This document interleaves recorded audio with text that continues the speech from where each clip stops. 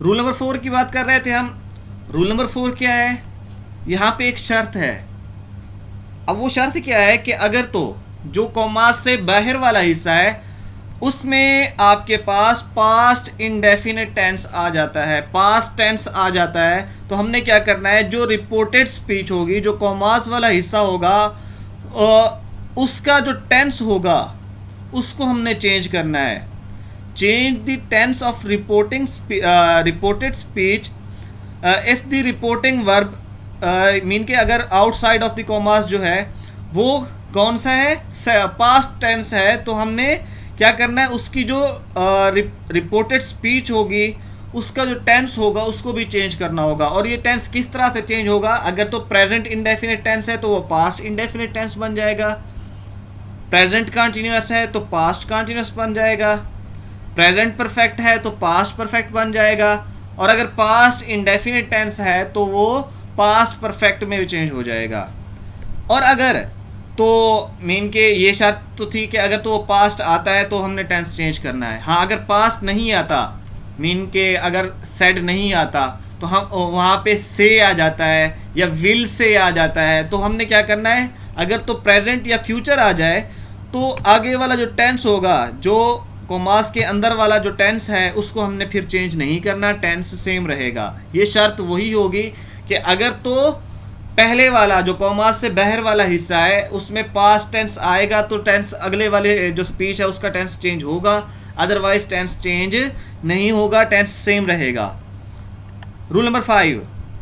Rule number 5 में हमने क्या करना है कि जो एडवर्ब्स यूज हुए हैं, एडवर्ब दो तरह के यूज होंगे यहाँ पे डायरेक्ट स्पीच के अंदर, एडवर्ब ऑफ प्लेस होगा और एडवर्ब ऑफ टाइम होगा।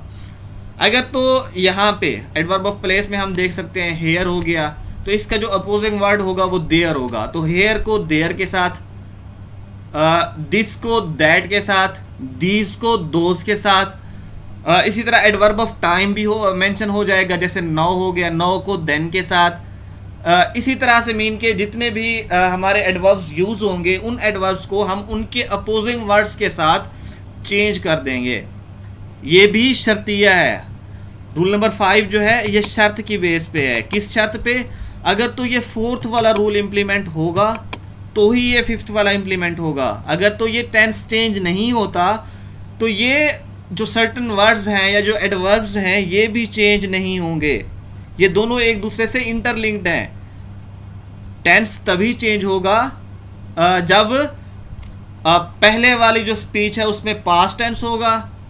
अब पहली शर्त ये होगी, अगर तो पहले वाले टेंस में पास्ट टेंस आ जाता है, पहली वाली स्पीच में पास्ट टेंस आ जाता है, तो अगली स्पीच का जो टेंस है वो चेंज होगा। नेक्स्ट हमने कहा अगर तो टेंस चेंज होगा, टेंस चेंज होगा तो ये एडवर्ब्स जो यूज हुए हैं, जो एडवर्ब्स ऑफ नियरनेस हैं, जो एडवर्ब ऑफ टाइम है या एडवर्ब ऑफ प्लेस हैं, जो शो करा रहे हैं, शो मीन के नियरनेस को शो कर रहे हैं, उनको डिस्टेंस वाले अल्फाज के साथ हमने चेंज कर देना है। यहाँ तक आई होप कि आपको समझ आई होगी। लास्ट रूल, यहाँ पे मॉडल वर्ब्स यूज हुए हैं, ऑक्सिलरीज हैं, मॉडल्स हैं। हमने इनको क्या करना है कि जहाँ पे मॉडल वर्ब्स का इस्तेमाल आएगा, जैसे विल शैल हो गया या वुड शुड हो गया, इनको विल शैल को हमने वुड शुड के साथ, इसी तरह मॉडल वर्ब्स और भी आ जाती है, मे आ जाता है, माइट, कैन आ जाता है, कुड, इसी तरह से जितने भी मॉडल वर्ब्स अगर यहाँ पे यूज़ होते हैं तो उनको हमने सिंप्लीफाई कर देना है दूसरे फॉर्मेट में। जैसे मैंने कहा कि अगर कैन आ जाता है तो उसको कुड के साथ रिप्लेस करना है, विल आ जाता है तो वुड के साथ रिप्लेस करना है, शेल आ जाता है तो शुड के साथ, मे आ जाता है तो माइट के साथ रिप्लेस कर देंगे।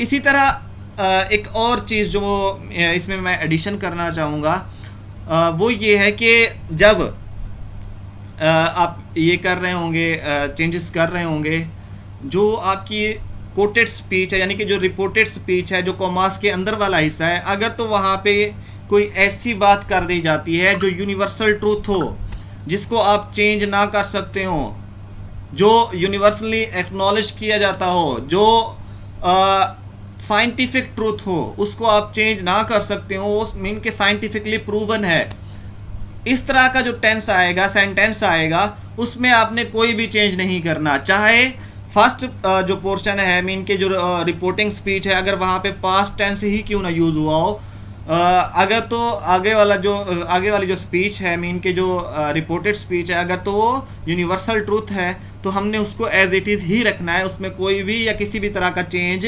नहीं लाना। आई होप कि आपको इन रूल्स की समझ आई होगी। अगर तो आपके माइंड में कोई सवाल है तो आप क्वेश्चन कर सकते हैं। जितने भी मीन के आपके सवाल हैं आप कमेंट बॉक्स में वो कर सकते हैं, कमेंट कर सकते हैं। I try to answer. I hope कि आज की वीडियो आप लोगों को समझ आई होगी। अगर तो आपको आज का कंटेंट अच्छा लगा है तो मेरे चैनल को सब्सक्राइब कर दें और अपने दोस्तों के साथ भी शेयर करें। नेक्स्ट वीडियो तक के लिए इजाज़त चाहता हूँ आपसे। अल्लाह हाफिज़, अल्लाह निगहबान।